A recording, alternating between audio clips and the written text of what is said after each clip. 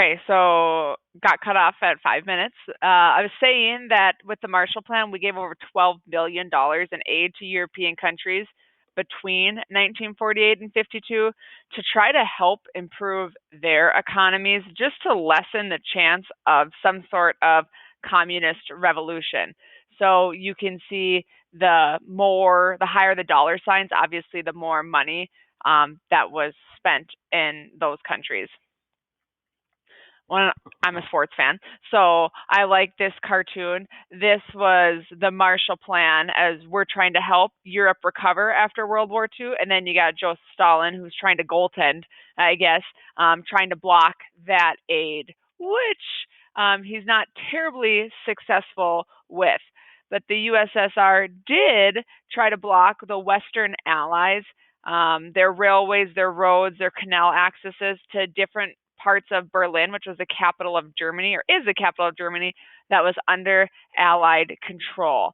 And so we reacted with an airlift of supplies that we dropped into West Berlin, which was the Democratic side. We used B-29 bombers, go big or home, I guess, to drop 1.5 million tons of supplies and aid. And it lasted over 318 days.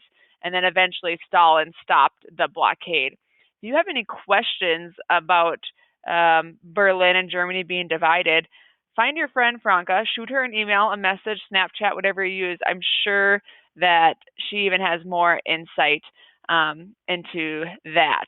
And as I mentioned earlier, the Allies are going to create NATO, which is going to be our alliance of democracies. And then Stalin will create the Warsaw Pact, which was the allies of communism.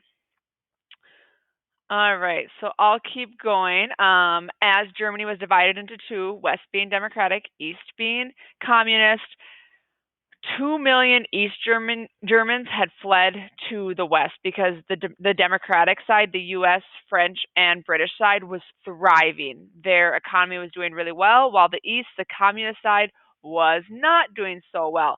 Well, Stalin had passed away, so the new Soviet leader is Nikita Khrushchev, who starts to pressure our presidents, which the first one when he's president was Eisenhower. That's the guy who led the Allies at Normandy, woohoo. And then after Eisenhower, it was JFK trying to say, hey, get your U.S. troops out of Berlin. Like, no worries here. And of course, we don't do that. Then, 1961,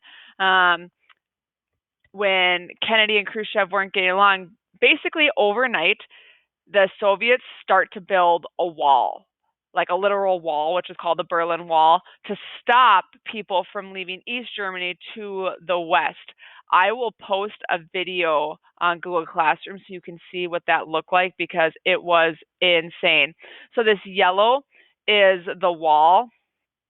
And like if you were at your grandma's for a sleepover and your family was from like West Germany and your grandma lived in East Germany, if you were at your grandma's that night when the fence and the walls were being put up, that next morning you couldn't go back to the West. Like you were stuck. So like there were families that were literally divided.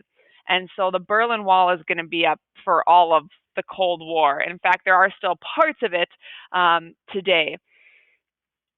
So there are some terms with the Cold War. There's mutually assured destructions and then weapons of mass destruction. You've probably heard of weapons of mass destruction because that one's used a little bit more. In 1945, we had 6 atomic weapons and the Soviet Union had none. And in 1952, we developed the H bomb, which H stands for hydrogen, and then eventually the Soviets are going to build their own within the year. This unit, we're going to talk about proxy wars. So those are where one of the superpowers supports like another country to try to either spread or stop communism. And so the proxy wars that will get mentioned is the Korean War, where you have communist North Korea, democratic South Korea. You can guess which side we support and we continue to support. So the Korean War will be something we're going to talk about. At the toward the end of the school year, we're going to look at Vietnam a little bit more. That's a proxy war. Afghanistan in the 1980s is a proxy war.